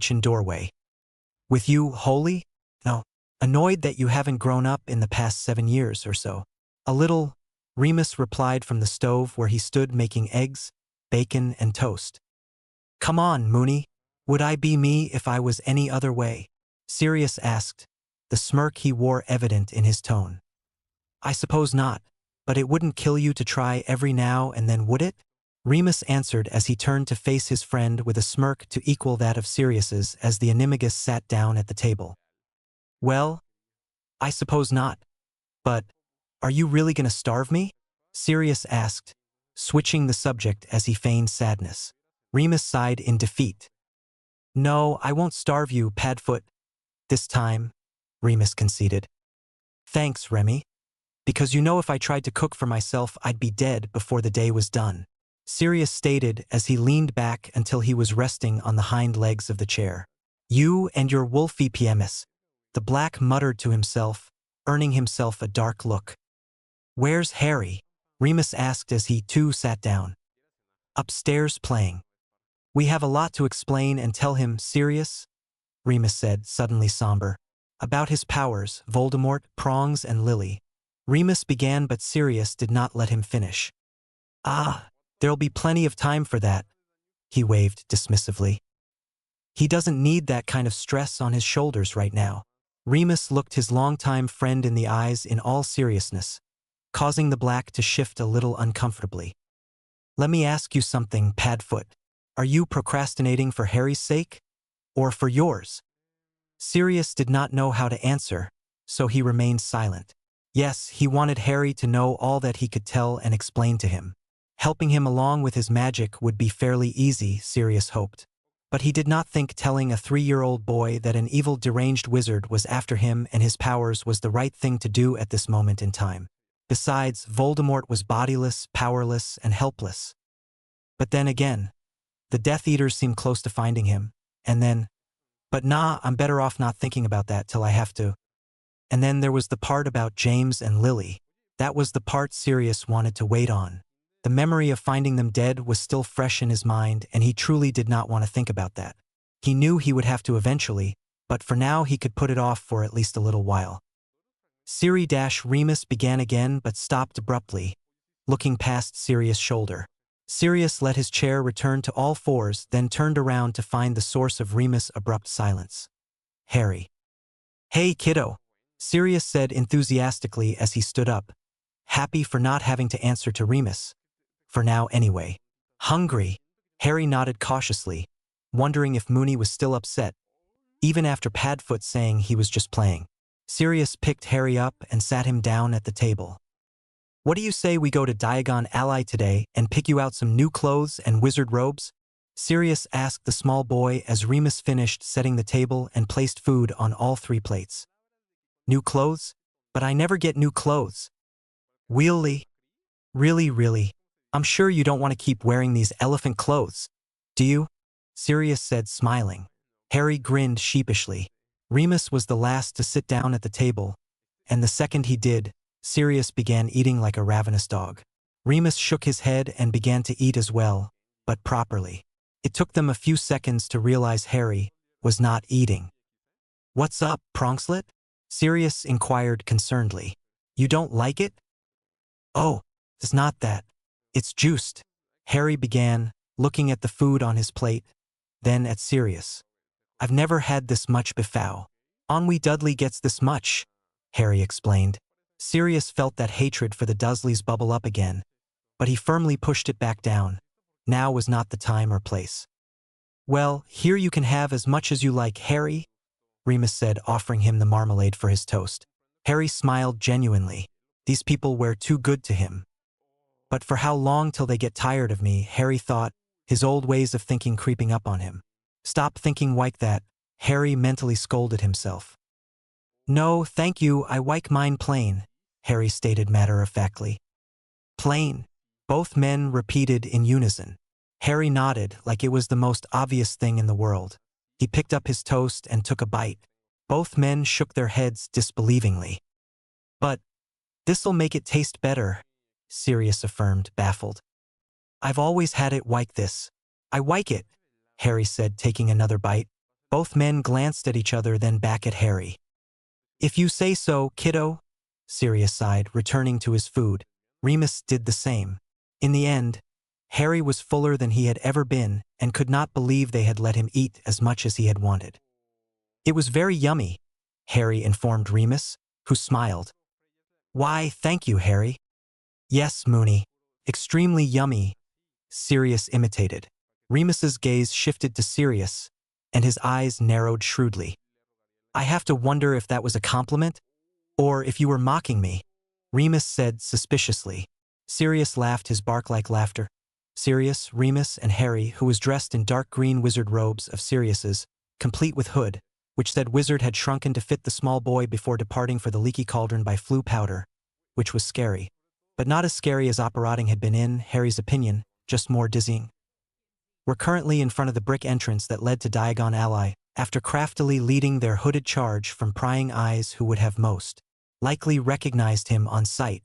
Harry wondered if there was a reason as to why he had to dress in such a way, but did not voice it.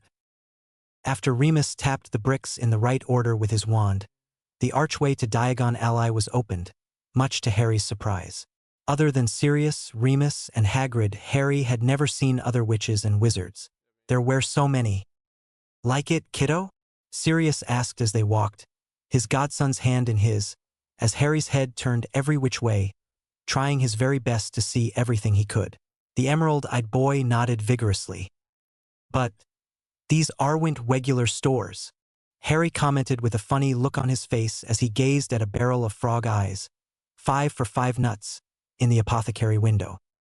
"They're for wizards, for making potions and things. You won't find a muggle store here," Remus explained. "Oh," Harry sighed, remembering that a muggle was a normal person, no magic in their system. When they finally arrived at Madame Malkin's robes for all occasions, the woman pleasantly greeted Sirius and Remus, giving Harry the impression that she must know them. "And who is this?" Madame Malkin inquired kindly, looking down at Harry, who promptly lowered his gaze to his feet as if fascinated by them. "Oh, just a kid of a friend of mine. He asked me to get him some new shoes and clothes," Sirius supplied, happy he did not have to go too far from the truth and come up with some cockamamie story. Like he usually tended to do, he was not sure why. She smiled and nodded, motioning for Harry to follow her to the back for fitting. Noticing the motion, Harry looked up at Sirius, uncertainty showing in his emerald eyes. Sirius gave him a reassuring nod, as did Remus, and upon having received such, Harry followed the woman. In the end, they left with Sirius and Remus carrying 2 huge bags worth of clothes and robes each, and Harry, a bag with his new shoes. The raven-haired boy could not stop saying thank you, even after Sirius and Remus, both, had told him that it was fine and that they were happy to do it. Better stop at the apothecary to buy a cauldron and the potion's ingredients to make the wolfsbane potion, Padfoot, Remus reminded quietly. Both men entered the shop assuming Harry was following them as he had been up to now, But the boy had absent-mindedly stayed outside to look at the different barrels of ingredients on sale. He found it hard to fathom using things like these to make, well, anything really nasty, he thought, suppressing a shudder. Some ways down the street was a shop with a few kids gazing into the display window, and not for the first time Harry's Gryffindor curiosity got the better of him. He edged through the thickly crowded street toward the shop, trying to not get flattened by the numerous shopping wizards and witches. When he arrived, he found the shop to be a broom shop with a nicely polished Nimbus 500 broom on display. But for some odd reason, the other kids still seemed to look at it with awe and longing. "It's just a bum," Harry stated, disappointment evident in his voice and demeanor. He had expected something more. How else could it be put? Magical. "Just a bum? Are you mental?" demanded a platinum blonde-haired boy from his right. The boy looked about his age but was a few inches taller than him. A few other kids murmured their agreement with the blonde. "No, and it is just a bum," Harry answered, not liking this boy very much. The kids slowly began to disperse as their parents came to fetch them, ultimately leaving the blonde boy and Harry alone, excluding the ambling people in front of the shop. "Aw, you even pureblood?" the boy asked condescendingly. Harry, who had no idea what a pureblood was, did not want to answer wrong, so he replied challengingly, "Yes, I am." "You don't act like one," the aristocratic boy shot back. "So? Your mummy and daddy were probably muggles," the boy stated with an impersonated sneer that a child could only know how to do if they had watched a parent do it various times. "Nah, they were a witch and wizard. Padfoot told me so," Harry retorted, defensively, happy that he had at least known what a muggle was. "Padfoot? What kind of name is that?" "A good one. And why did he tell you? Where are your mom and dad?" the boy asked with a smirk. "They're dead," Harry conveyed, trying to hide the sadness that seeped into his tone. "Oh," the boy said without a hint of sympathy, before changing the subject, as though they had never stopped talking about names. "So, you probably got a weird name too, huh?" "Padfoot is not a weird name, and mine's Harry Potter." "Sounds muggle," the other boy replied easily, far too young to have drilled into his head just who the boy who lived was. That would come with age. "Stop saying that," Harry insisted angrily. "At least I have a real wizard's name.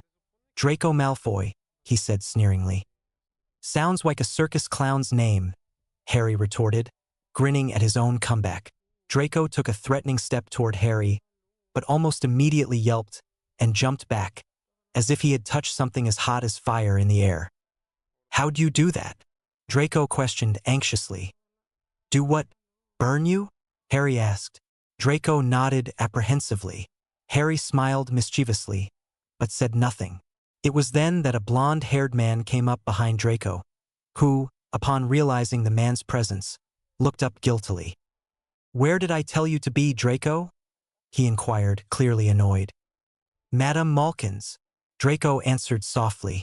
Harry had a bad feeling about this man for some reason, and was no longer smiling, but looked uneasy. "And who?" the man began, but stopped abruptly as his gaze fell on Harry. His eyes widened in surprise as he saw the thin outline of the scar on the raven-haired boy's forehead. "Pronkslet, where did you?" Sirius called, but ceased when he noticed the company his godson currently held. Remus was behind him, and both men approached at a fast pace. "Why, if it isn't Black and Lupin?" Lucius sneered contemptuously, regaining his usual demeanor after receiving the shock of seeing Harry Potter here of all places, wide in the open. "What idiots," Lucius remarked mentally. "Malfoy," Sirius returned, hate unmistakable in his voice. "I take it you have custody over the Potter boy now?" Lucius probed maliciously, his eyes briefly returning to Harry, who had gone to Sirius's side, and was presently holding onto a piece of the older man's robe, tightly. How his master, the Dark Lord, wanted this boy, but here and now was obviously not the time to try and take him. "But as we found our master not a few months ago, finally, this will most likely be wonderful news. No longer is Potter protected at his family's home, but instead he's with these two bumbling fools. You should learn to mind your own business, Malfoy," Sirius spat the surname. Hey, yes, shouldn't we all? Come, Draco, we have much to get done, Lucius said, a sneer on his face, then turned and led his son in the opposite direction. We should get a hold of Dumbledore, Remus suggested shakily once they could no longer see the retreating backs of the Malfoys. Lucius was one of the last people they would have wanted to catch sight of Harry. Harry, you've got to promise me you won't go off alone anymore. Do you understand? Sirius admonished the moment they had returned to the house.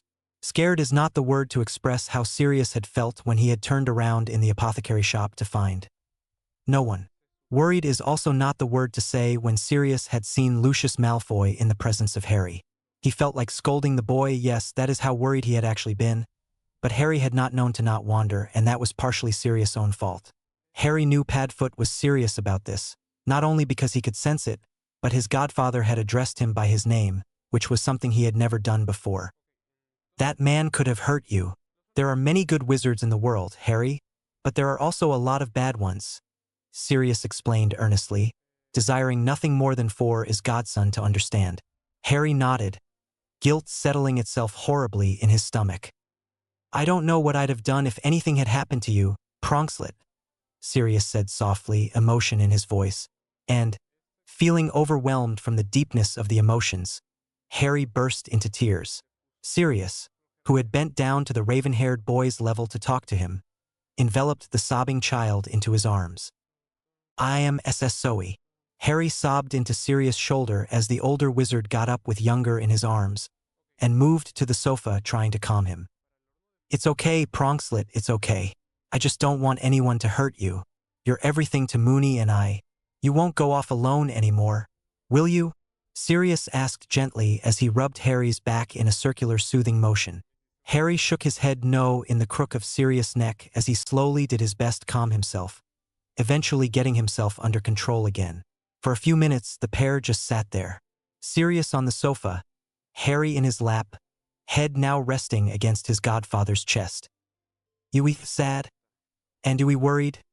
Harry murmured quietly, more to himself than to Sirius, but the animagus did not fail to catch what the boy had said. Whoa, how could he? Wait. Empathy? Sirius thought, shocked. You know how I feel right now, Pronkslet? Sirius inquired lightly. Harry hesitated for a second before nodding slowly. Sirius' mind reeled from the acquired information. Is that another of the reasons why he was crying? Sirius thought frantically, blaming himself for pushing his feelings on the boy. Harry but when Sirius looked down at his small charge, he found him to be asleep. The ebony-haired wizard could not help but smile. It sure had been one long morning. He carried Harry to his room and gently laid him down on his new bed, covered him, and kissed him on the forehead. His godson sighed contentedly in his sleep, and Sirius faintly wondered if empathy worked even when you were out of it. Sirius exited and returned to the living room just as Remus was stepping out of the fireplace, having just been to see Dumbledore. What did he say? Sirius questioned his friend as Remus sat down on the sofa, the Black moving to do the same on the recliner. He says he'll have Severus look into it and see if Voldemort gets any more information that could place Harry in danger. Remus conveyed to his friend, knowing Sirius was not going to like the fact that Snape was to be the one they left their fate to. Snavelis. I don't care what Dumbledore says about him, Moony. If he knows where we live, he'd all but parade to tell Voldemort. The Black retorted angrily, trying not to raise his voice because of the napping Harry, but finding it rather difficult. There's no other way for us to know when and if Voldemort finds out where we are, Padfoot. Severus is an asset, Remus stated intently, trying to get Sirius to at least concede and agree. Oh yeah, he's an asset all right, Sirius remarked sarcastically. You've just got to ask yourself, an asset to who? Exactly? Padfoot, don't let a schoolboy grudge cloud your judgment when it comes to Harry's safety. The young lycanthrope implored earnestly.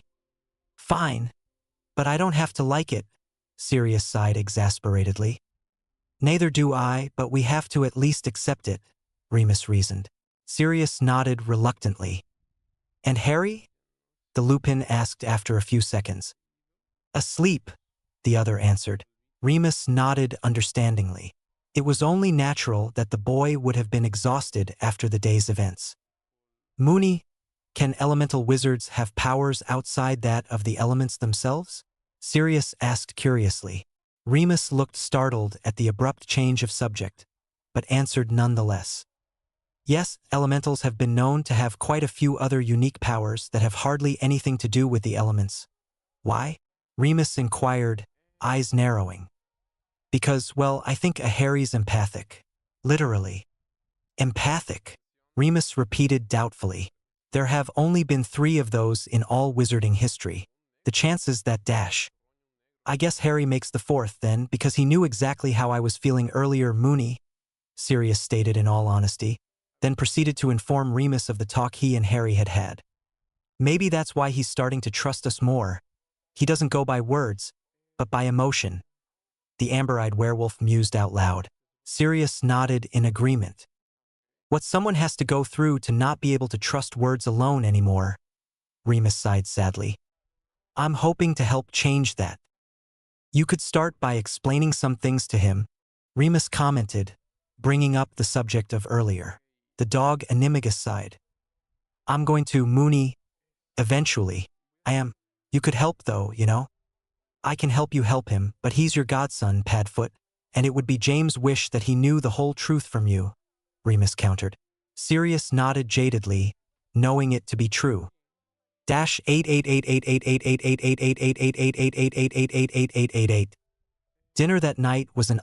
-88888888888888888888888888888888888888888888888888888888888888888888888888888888888888888888888888888888888888888888888888888888888888888888888888888888888888888888888888888888888888888888888888888888888888888888888888888888888888888888888888888888888888888888888888888888888888888888888888888888888888888888888888888888888888888888888888888888888888888888888888888888888888888888888888888888888888888888888888888888888888888888888888888888888888888888888888888888888888888888888888888888888888888888888888888888888888888888888888888888888888888888888888888888888888888ád about their own thoughts. Sirius about explaining things to Harry. Remus about the going-ons of that day. And Harry about why everyone was being so quiet. During lunch, Harry had tried to clear the table in order to wash the dishes, but Remus and Sirius had gently scolded him, and explained that here he would not have to do any of that. He was not their slave and never would be.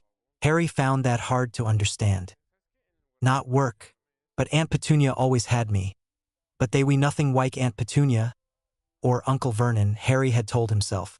So now he knew better than to try and clear the dinner table, even though he felt overly compelled to. At times it was hard to understand Padfoot and Mooney and their motives, but their emotions told Harry that they cared.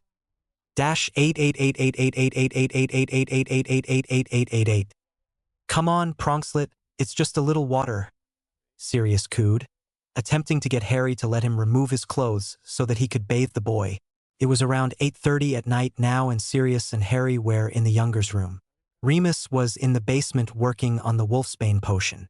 Harry, at the moment, looked panic-stricken. "Pronkslet, look at me," Sirius ordered gently, yet forcefully at the same time. Harry reluctantly did so. "In the eyes," his godfather corrected. Harry slowly obeyed. "Pronkslet, would I ever hurt you?" Sirius asked meaningfully. The Potter heir's searching emerald eyes pierced Sirius as though looking into his very soul. But, truth be told, that's what Sirius had wanted Harry to do in the first place. After a pregnant silence, Harry answered, "No." Sirius smiled warmly. "Then, do you trust me enough to give you a bath?" he inquired. Harry took a slow, shaky intake of breath and nodded. Sirius helped Harry undress and grimaced slightly at the bruises. He would get rid of those tonight, he mentally told himself. He then led a towel-draped Harry to the bathroom and ran the water.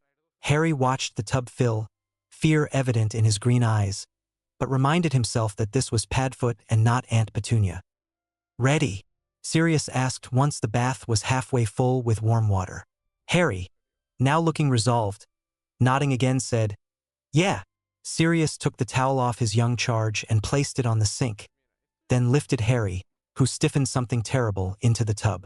Harry had his eyes tight shut, and after it was all said and done and he was in the water, he slowly opened them to find Sirius there on bended knee, next to him outside the tub. "See, it's not that bad, is it?" the bluish-gray-eyed wizard chuckled. Harry let out a shuddering breath he had not known he had been holding and nodded once, not wanting to answer Sirius' question, but slowly relaxing his muscles. The next 10 minutes consisted of body soaping and hair washing. Sirius always asked before he did, as if making it all Harry's decision. He did not want Harry to think he was forcing this on him, especially since it seemed Harry had been traumatized, in some way or another, by the Dursleys when it came to water. "Now all we need to do is dry you off, kiddo," Sirius said. wrapping Harry in the towel and picking him up out of the tub. Harry smiled a genuine smile. The bath was done and over with. He had dreamed about having a family. Yes, but he had never hoped it to come true. And here he was with two people who cared more for him than he could even say. He wished things would stay like this forever. Sirius helped Harry dry himself and his hair, which, like James, would not lay flat for anything. He then instructed the young boy to return to the 3-year-old's room while he, Sirius, went to his room to get the bruise salve that Madame Pomfrey had provided them. He arrived at Harry's room to find the child, wrapped in his towel, wearing his new boxer shorts, sitting on his bed patiently, cross-legged. "Harry, you know all I want to do is help you and be here for you, right?" The 25-year-old questioned as he sat at the foot of Harry's bed. The young Potter nodded without hesitation this time around. "Well, what I have here is going to heal your bruises on the spot by magic, but the downside is that it's going to sting. Only for a bit, but it will," Sirius stated sadly, causing Harry's gaze to shift uncertainly to the salve jar in his godfather's hand, worry flashing briefly in his emerald eyes. He then drifted his gaze back up to meet Sirius, who had been studying Harry's face anxiously the whole time. "You won't be hurting me on Palpos?" I trust you," Harry answered with certainty in his tone and in his eyes, causing Sirius' face to light up in a true smile, Harry having made him happier than anyone ever had. Knowing the boy actually believed in him was something Sirius had wanted since the day he had been dubbed Harry's godfather by James and Lily. The child took off the towel and Sirius opened the container of salve, now feeling dismal about what was to come. "Why don't we start with your back?" he inquired tentatively. Harry complied and turned around, resigned to taking the pain. He did only have to do this once, he reasoned with himself, and that was a comforting thought. Though, the second the salve touched his skin, all previous thoughts of comfort were erased. Sirius heard Harry take sharp and painful intake of breath as his small hands formed tight fists. But not one more sound was emitted from the boy as he determinedly sat through the pain. When Sirius was done, the salve on Harry's body, as well as the bruises, had disappeared completely and Harry's eyes were shining with unshed tears, a single one escaping down his smooth cheek. Sirius hated having to have done it. Harry's sole gasp when Sirius had just begun had shattered his heart, not to mention the silence from his godson that had followed throughout the rest of the application. Sirius wrapped his arms around his charge and pulled him to his chest as the tears Harry had withheld were finally released, no longer able to withhold them, in silent sobs. "I know, Pronkslet. Let it all out. You should never have to hold in your feelings. Never. It's gonna be okay now, kiddo, it's gonna be okay. I love you. You know that?" Sirius asked, fighting tears himself, that were threatening to fall, as he planted a kiss on Harry's large tuft of black hair. Harry nodded as silent tears continued to fall, though feeling the safest he ever had with his godfather holding him in his arms. A few weeks passed, entering July, and Harry had become much more relaxed around Sirius and Remus. He was finally getting used to them and how they went about doing things. Dumbledore had visited a few times though, and on those occasions you could find Harry hiding behind Sirius or Remus' legs, whoever was closest at the time, but recently he was slowly getting used to Dumbledore as well. Remus had told him that Dumbledore was a good friend of theirs, and that he was the headmaster of the magic school Harry would attend when he was older. That had brightened the boy up quite a bit, but it did not take away his timidity around the old man. The two friends knew that pushing Harry to trust people was the wrong way about doing things, and that once Harry knew who he could trust, he himself would come to terms about trusting them just like he had with Sirius and Remus. Dumbledore's visits had been good and informative in Sirius and Remus' opinion, for according to Snape, Voldemort and his Death Eaters were none the wiser about Harry's location and were not too happy about it either. Now mid-July, Sirius had not been home much. For some reason he would be sitting there talking with Remus or Harry and would abruptly say, "Oh yeah," as if remembering something important, and would apparate on the spot leaving Harry quite bemused and Remus shaking his head. Harry had gotten used to this after the first 5 times, and was able to refrain himself from yelping at the sound of the loud crack each time. "Is Padfoot okay?" Harry had wondered aloud to Remus once. "He's fine, he can just be mental at times," Remus had answered amusedly. The lycanthrope knew, of course, exactly why his friend would apparate unexpectedly. Sirius had become obsessed with making Harry's birthday perfect ever since July 1st. Remus wished he, 2 could go out and help get things, but someone had to stay with Harry, who still had no idea what was going on. It was now the evening of July 15th, Sirius was out again, and Harry was watching as Remus levitated everything in the basement out and into the living room. Moony? Harry interrupted the concentrating man. Yes, Harry? Remus replied, lowering his wand and turning to his young charge. Why are you taking Swuff out of the basement? The boy inquired innocently. Remus smiled softly at the boy, went and sat on the couch, and motioned for Harry to join him. Harry did so, climbing into Remus' awaiting lap and looking up at him expectantly. Harry, Remus began, wondering how to word this exactly, knowing that it would have only been a matter of time before this subject would be brought up. You believe in magic? Harry nodded once to this. You know that there are different kinds of magic, Remus continued. Harry nodded again.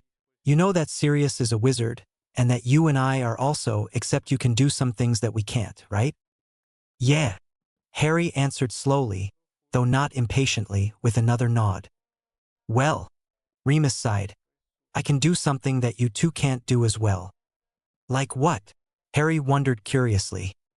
Harry, I'm a werewolf, Remus finished frankly, not knowing how to go around the bush any more than he had, fully expecting the boy to know what that was, considering even Muggles knew folklore and be scared, which Harry was not at all. A werewolf, Harry repeated with a confused look. You don't know? Remus breathed with relief, thinking this could make things easier, making Harry's first view of werewolves a good one. You see, Harry, every full moon, a wizard, who is a werewolf, transforms into one. Most people don't like werewolves, because they can hurt you, but what they don't know is that there is a potion that makes a werewolf harmless. The Lupin clarified. Like you. You don't hurt people, Moony, Harry stated matter-of-factly. Remus smiled a true smile. Prong's son was not scared of the fact that he, Remus, was a werewolf. That could also be because Harry did not understand it completely, but Remus took his blessings as they came. Right, but I do transform even with the potion, and tonight happens to be a night of the full moon, and that is why I'm clearing out the basement. To stay in, he explained. But you be safe. Why can't you stay up here when you twange? Harry asked, not wanting Remus to have to sleep in the basement. It reminded him of when he had to sleep in the cupboard.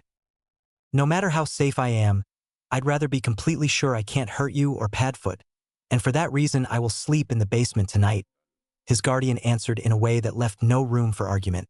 Harry looked saddened, but nodded understandingly and laid his head underneath Remus' chin. Remus wrapped his arms around the small boy, resting his chin softly on Harry's head and closed his eyes tiredly. Moony. How many times is the full moon? Just once a month. Good. Moony. Yeah. Can I go with you? I don't think that'd be a very good idea, Harry. Oh, okay. Moony. Yes. Will I see you in the morning? The very second you wake up, Remus replied fondly, and Harry smiled softly. A pop from outside announced Sirius' return. It was possible to apparate out of the house, but Dumbledore's wards made it to where you could not just apparate in. Remus smiled when Harry jumped up, ran to the door happily, and swung it open. Padfoot! The young child squealed gleefully. Hey, Pronkslet! Sirius responded, picking the boy up and spinning him around, causing him to giggle. He was empty-handed, of course, because he had taken to dropping the things he bought in Dumbledore's office before returning home. It was safer that way, and he had a less likely chance of getting caught by Harry. Padfoot, did you know Moony was a werewolf? Harry asked with the same childlike innocence as earlier. This took Sirius by surprise, and he quickly looked over at Remus, who nodded. Of course I do, kiddo, the canine animagus acknowledged with a smile. Oh, well, me too, Harry disclosed happily. Then it's a secret between us three, MK? Said Sirius with a grin. All right, Harry chirped, his eyes sparkling with the thought of keeping a secret. -8888888888888888. But that night Harry could not sleep. He kept dreaming about dark cloaks, evil laughter, and green light. He was currently lying in his bed gazing at the ceiling. It was just a dream, he kept telling himself. Just a dream. After a few seconds of making sure he was completely calm again, he allowed his mind to wander out to other things. Like how much his life had changed. He did not know what he would do if he ever lost Padfoot and Moony. Moony, Harry thought, remembering where his second guardian was. He could not help it, it was the Gryffindor in him. He grabbed his blanket and quietly crept out of his bedroom. First he checked in Sirius' room to find his godfather sprawled on his bed, sound asleep and snoring. Harry felt like giggling but held it in. This was an inopportune time to wake him up. Being heard would get Harry caught, and if he was caught he would not be able to do what he wanted to do, which was visit Moony. He padded downstairs and into the living room, which was still full of books, shelves, vials, boxes, and a cauldron. All the things that usually occupied the basement. He opened the basement door and was hit with a sharp draft of cold air, causing a shiver to run down his spine.